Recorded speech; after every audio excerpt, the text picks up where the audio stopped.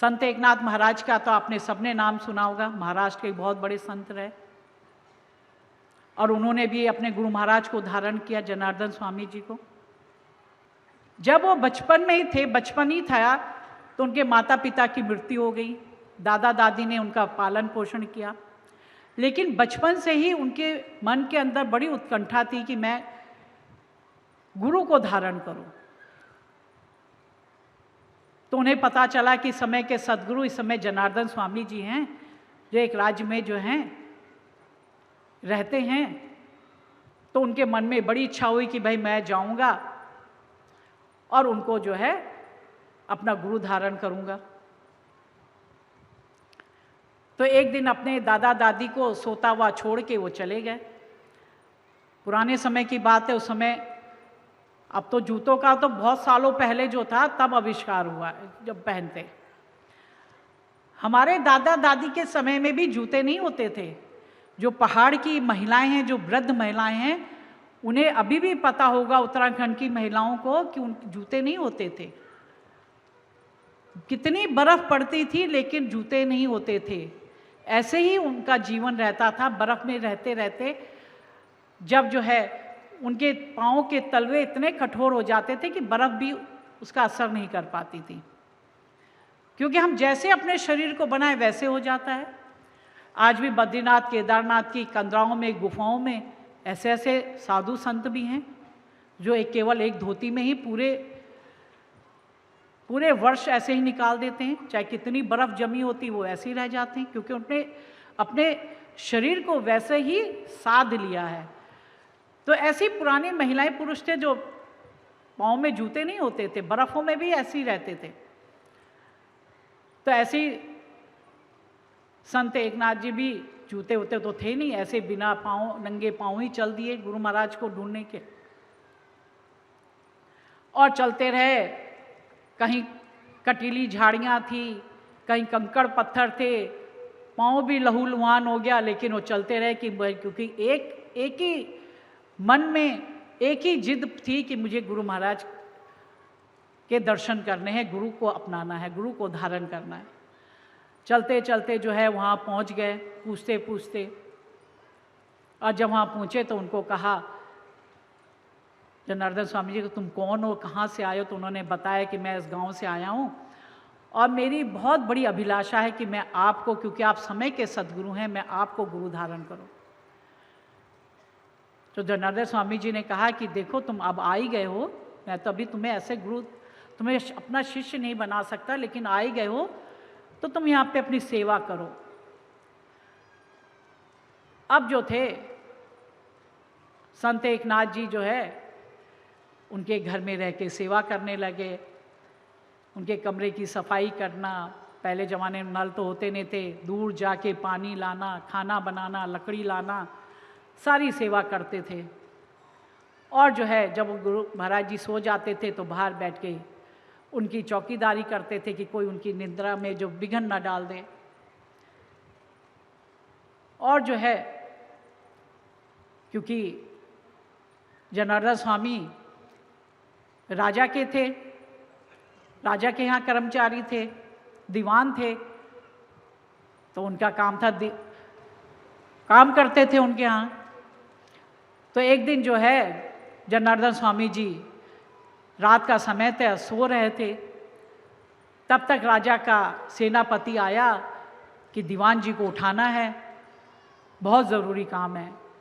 तो एकनाथ जी बोले कि भाई अभी कैसे उठाएं, अभी तो गुरु महाराज सो रहे हैं और मैं उनको सोए हुए नहीं उठा सकता, आपको प्रतीक्षा करनी होगी। थोड़ी देर तो सेनापति ने प्रतीक्षा करी, लेकिन फिर उसने कहा नहीं, ये राजा का हुक्म है, तुम्हें पता नहीं कि राज्य के जो दुश्मन थे उन्होंने आक्रमण कर दिया है और दीवान जी को फौरन वहाँ बुलाया है। तब एकनाथ जी सोचते हैं कि एक तरफ तो देश की, राज्य की जो है सुरक्षा की भावना है, दूसरी तरफ गुरु महाराज सो रहे हैं, उन्हें कैसे उठाऊं, उनकी निद्रा में विघ्न कैसे करूं। लेकिन फिर वो विचार करते हैं और गुरु महाराज जी के उस कमरे में जाते हैं जहां उनकी पोशाक रखी हुई थी, उस पोशाक को वो पहनते हैं और गुरु महाराज जी का घोड़ा उठाते हैं, तलवार उठाते हैं और निकल जाते हैं। और सीधे जो दुश्मनों की फौज थी वहाँ जाके उनसे इतना आक्रमण करते हैं, इतनी लड़ाई करते हैं, साथ में सेना भी होती, लेकिन उनके पराक्रम से सारे दुश्मन दंग हो जाते हैं और जो है कहते कि ये तो इतने पराक्रम से लड़ रहे हैं, अब हम जो है इनसे जीत नहीं सकते, और वो रण को छोड़ के चले जाते हैं। राजा बड़ा खुश होता है कि भाई देखो दीवान जी ने कैसा युद्ध किया अपनी सेना के साथ कि दुश्मन को हरा दिया और उसको भगा दिया। अगले दिन राजन आते हैं और जनार्दन स्वामी जी से कहते कि भाई पूरे शहर में बात फैल गई कि भाई जनार्दन स्वामी जी ने ऐसा युद्ध किया, ऐसा पराक्रम दिखाया, ऐसी उनकी तलवार बिजली की तरह चमक रही थी कि दुश्मन भाग गए। अब गुरु महाराज कहते मैं तो गया ही नहीं युद्ध में, ये मेरी जगह मेरे वेश में कौन लड़ा। तब जो है एक नाथ जी कहते हैं गुरु महाराज से क्षमा मांगते, कहते हैं गुरु महाराज जी मुझसे बहुत बड़ी गलती हुई, क्योंकि आप सो रहे थे, सेनापति जी आए थे जब उन्होंने बात बताई, लेकिन मैं आपको सोते हुए जगाना नहीं चाहता था, तो मैंने एक बहुत बड़ी गलती करी कि मैंने आपके वेश को धारण किया और मैं युद्ध में लड़ने के लिए चला गया, तो मैंने आपका वेश धारण किया था, मुझे माफ़ करिए। तब गुरु महाराज कहते कि अरे ये इसने मेरे बदले गया और इसने सारी फौज को भगा दिया, जितने दुश्मन थे उनको भगा दिया। लेकिन गुरु महाराज तब भी उनकी सेवा से प्रसन्न नहीं हुए, उनको ज्ञान नहीं दिया। एक नाथ जी तो सोचे थे शायद मेरे सेवा से गुरु महाराज जी प्रसन्न हो जाएंगे, अब ज्ञान दे देंगे, लेकिन नहीं दिया। और उसको वो एक नाथ जी फिर भी उनकी सेवा करते रहे, और फिर ऐसे कई वर्ष बीत गए। फिर एक समय की बात हुई कि जब वो पानी वानी भर रहे थे तो उन्हें गुरु महाराज जी दिखाई दिए। उन्हें गुरु महाराज जी आप बड़ी जल्दी आप उठ गए, तो कहते हैं कि हाँ, क्योंकि इस साल का अंतिम समय आ गया और आज जो है आखिरी दिन है और मुझे पूरा हिसाब साल भर का निकालना है, तो मैं आज जो अपने काम में बैठूंगा तो मुझे तुम डिस्टर्ब मत करना, तुम मुझे विघ्न मत डालना। तो गुरु महाराज जी बैठ गए।